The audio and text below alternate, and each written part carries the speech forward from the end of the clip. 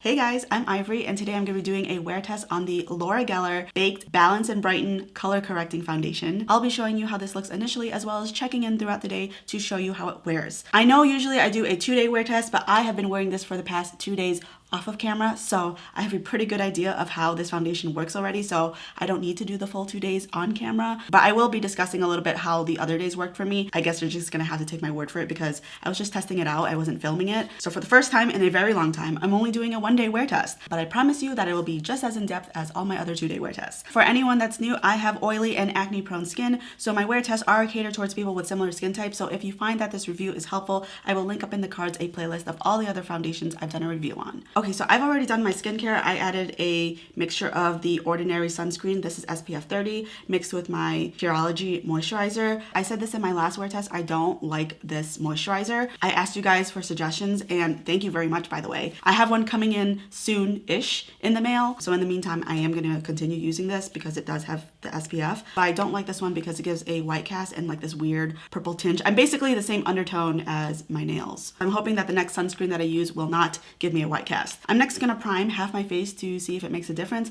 I'm using the Hello Fab Coconut Skin Smoothie Priming Moisturizer. As always, I only focus it on the center of my face and then move it outwards. On the days that I wore this foundation off of camera, I would either wear primer on my entire face or no primer underneath at all, and it seemed to behave the exact same, so I haven't seen a side-by-side comparison yet. So I have a feeling that this won't make a difference, but I want the side-by-side to confirm that. And then before I add the foundation, I am going to go ahead and add some concealer because this is a cream product, and then usually you want to put down your creams before you put down your powders. I'm using 2 different ones, but all of the products that I'm using will be listed in my description box below. And then next, I'm just going to apply the foundation. So if you've been around for a while, you know that I usually do half my face with a brush and then the other half with a sponge. Having worn this for a couple days now, I can tell you right now that the best coverage comes from actually neither of these applicators. The best coverage comes from a puff. The one that I'm using is by Tarte Beauty, but if that is not accessible to you, I will link puffs that I've seen on Amazon, which may be easier for you to purchase depending on where you are. So if you want the most coverage from this foundation, the puff is the way to go. If you want a little bit less, microfiber sponge, less than that, a brush, and then the least amount of coverage is a traditional sponge, I would say, like a Real Techniques or Morphe Beauty Blender. Using that type of sponge, I just was not getting a lot of product and it was barely showing up on my face. So depending on what type of coverage you are looking to get out of this foundation, now you know what applicator gives you the best or least coverage. So choose your weapon wisely. I'm gonna go ahead and swirl into the puff. The foundation is supposed to be a weightless, creamy coverage that self-adjusts to leave skin looking even, flawless, and beautifully radiant. It is infused with antioxidants and white tea extracts and will give you the luminous, perfecting coverage that you'll love. The product contains 0.32 ounces and retails for $34. All right, so this is one layer of the foundation. There's a little bit less foundation on the areas that I have concealer just because then it would undo the brightening that I did underneath. You can still see plenty of my acne, my redness peeking through, even down here where it might be a little bit less red. I can still see it. It kind of just evened everything else out. So I would say that on a first layer, this is sheer coverage. And this gives you the most coverage. So you can imagine just how much coverage you would get from other applicators. Just saying. You can also see on my jawline that I have some dryness and it is picking up on that, which, I mean, it's a powder. So if you put a powder on top of a dry patch, it's going to emphasize it. So I just wanted to show you that that is happening. You can see that it's dry looking right here on top of my acne as well. I'm going to go ahead and add a second layer of foundation to see how it builds up.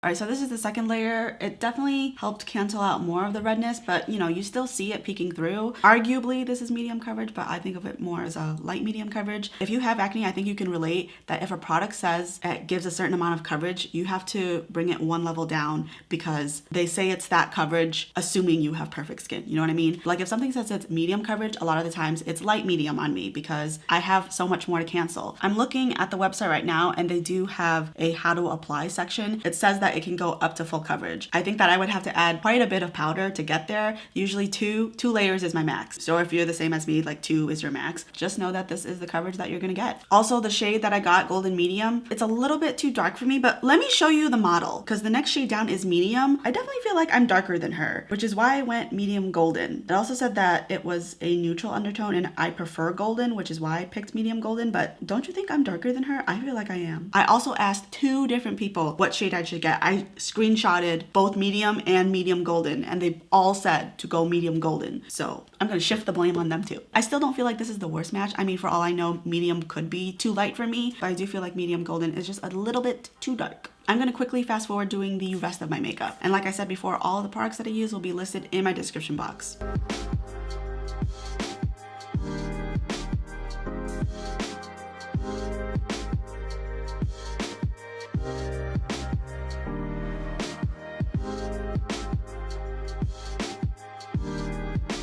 Alright, so now that the rest of my makeup is on, adding the setting spray has really helped get rid of the dry skin situation. So just know that even though you're dry skin, it will eventually go away if you use setting spray. But also, having worn this a couple days, as my oils come through, the oil itself will make the dryness go away as well. Another thing I also really like is how lightweight this feels. It doesn't even feel like I'm really wearing makeup, which is great because I hate when my foundations feel heavy. It makes me not want to wear them as long, but this doesn't feel like that at all. The only drawback is, I would say, the coverage. You're not gonna get that much coverage out of this foundation, especially if you have acne or any type of hyperpigmentation. So that may be a drawback to you, but for me, I'm okay with showing a little bit of my skin issues. It's not a huge deal to me, but this is how it's looking like initially. As always, I am wearing this for 10 hours today. So the next time that you see me, I will be in natural lighting around the halfway point. All right, it is the 6-hour mark. I have to talk kind of quietly because that door right there is my bedroom and my husband is taking a nap, so I'm trying to be courteous about that. In terms of primer versus no primer, I do not see a difference. Both sides look great. Oil-wise, I feel like I look great. I also wanted to comment that this foundation does really well with wearing a mask. I did have to wear a mask today because I had some errands to do. At first, when I took off the mask, there was a little bit of foundation missing, but as my oils come through, it kind of just meshes and camouflages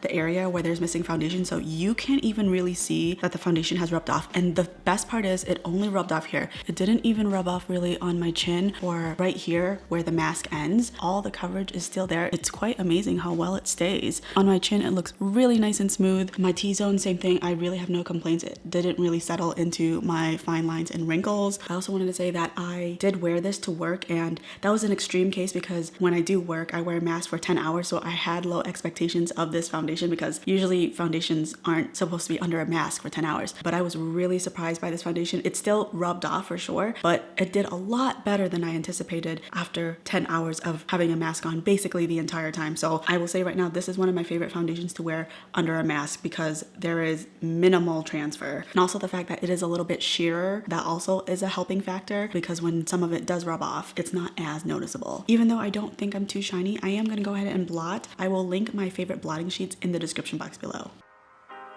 Alright, so I did go ahead and blot. The foundation looks still pretty perfect. It did really well with the touch-up. You can see basically no foundation was lifted off. I don't see missing splotches of foundation anywhere. The only area where it looks just a little bit dry is right here in my T-zone. It looks like it cracked just a little bit. It's because I just took out some of the oils. So I think in an hour or two when the oils come back, it's not gonna look as dry. But this is really the only area I see it's just a little bit less than perfect, but everywhere else looks great. This is actually the first time that I've blotted with this foundation, so I didn't know how this was gonna go, but I'm pleasantly surprised to say it does very well with touch-ups. I will see you at the 10-hour mark to give you my final thoughts. All right, it is the 10-hour mark and not a lot has changed since the 6-hour mark. I still feel like I look really good. As far as primer versus no primer, it's a small difference, but I feel like there's actually less cracking on the side with no primer. I don't notice it so much when my chin is relaxed like this, but when I go like and the skin is stretched a little bit, then is when I see it. They look very, very close, but I do feel like this side just has a little bit less cracking than this side. So I don't know, maybe primer isn't the way to go on this foundation, but it still looks really good. I'm just saying it looks a little bit better on the no primer side. My cheeks are perfect. Nothing has really happened to them. My nose, same thing. For the most part, it's great. My upper lip area, I don't have those missing dots of foundation, so I'm very happy about that. My T-zone, I mean, it looks a little bit settled, but I mean, after 10 hours, it really isn't a big deal. I actually think it looks fine. And after 10 hours, you can see that it barely settled into this forehead wrinkle. I mean, that's basically nothing. And same thing right here. I can see it settled just ever so slightly in my smile line, but I've seen way worse. And it's pretty typical. And even then, I can barely see it. You know, one of the main selling points about this foundation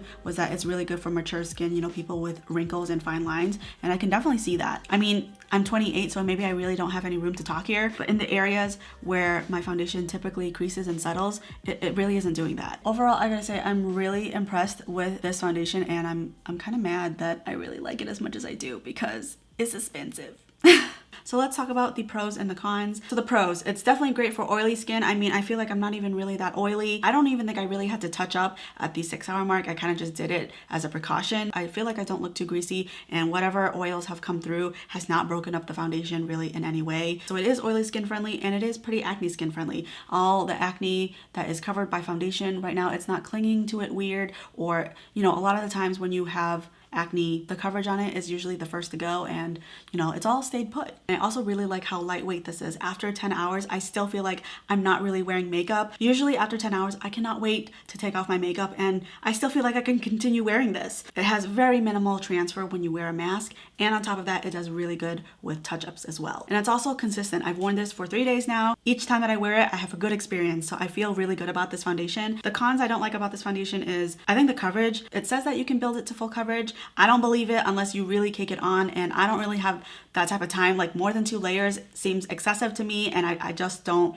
ever really like to surpass 2 layers. So I think they're fibbing a little bit about how much coverage you can really get. So if you're looking for something that is very full coverage, I don't think this is it. That being said, I do think that this still cancels out a good amount and just makes your skin look a little bit better, way better. And also the price is expensive. However, I will tell you right now that I did buy this foundation on sale. It was 40% off. So if you were interested in this, look out for that sale because I got it for 40% off. That being said, the pros definitely outweigh the cons in this situation. So I do recommend this foundation. I think it worked great on me. I'm loving it. I'm really enjoying it. This is actually, I think this is my favorite powder foundation up to date because I usually stick to liquids, usually with powder foundations, even after a wear test, and I like them. At the end of the day, I still usually prefer my liquid foundations, but this one is actually, it's actually up there with my liquid foundations for once. So currently, this is my favorite powder foundations to date. That is it for this review. I hope that it was helpful, insightful, or at least entertaining. And if it was, don't forget to give it a thumbs up and feel free to comment down below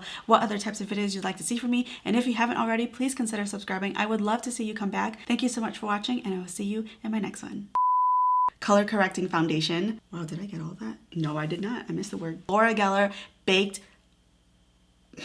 what did I say? Balance-n-Brighten. You can see that it's, oh my God. I have no control. Millie, come here. We need to talk. You can come up.